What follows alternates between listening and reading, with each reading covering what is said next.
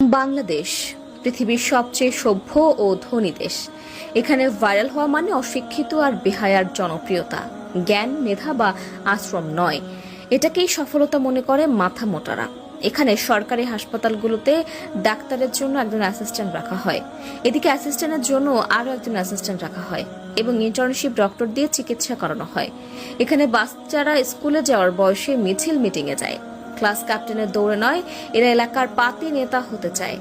এখানে স্কুল এবং কলেজগুলোতে ক্লাস টিচারের কাছে প্রাইভেট না পড়লে আপনার জীবন তেজপাতা বানিয়ে দেওয়া হবে।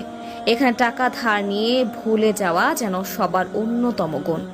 আপনার কাছ থেকেও যদি কেউ টাকা ধার নিয়ে থাকে তবে ভুলে যান যে সেই টাকা আর কখনো ফেরত পাবেন। এখানে ছেলে মেয়ে একজন আরেকজনকে জানু মানু সোনা জান এসব বলে তাদের যৌবন শেষ করে দেয়, আর বিয়ে করে 40 বছর পার হয়ে গেলে এখানে দুজন গরিব মিলে আরো 5 থেকে 7 জন গরিবের জন্ম দেয়। এখানে কারো বিপদে কেউ এগিয়ে আসে না, ভাবে কি লাভ, কিন্তু নিজের বেলায় বিপদ এলে তখনই বলে ভালো মানুষের অভাব। তবে ঠিকই দূর থেকে চেয়ে চেয়ে দেখে এবং সেগুলো ভিডিও করে সোশ্যাল মিডিয়া ছেড়ে দেয়। এখানে সবাই লোভী আর খাই খাই স্বভাবের মানুষের বসবাস।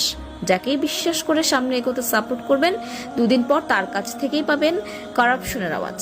এখানে নিজের সমালোচনা বাদ দিয়ে অন্যের সমালোচনায় সবাই সারা দিন ব্যস্ত থাকে।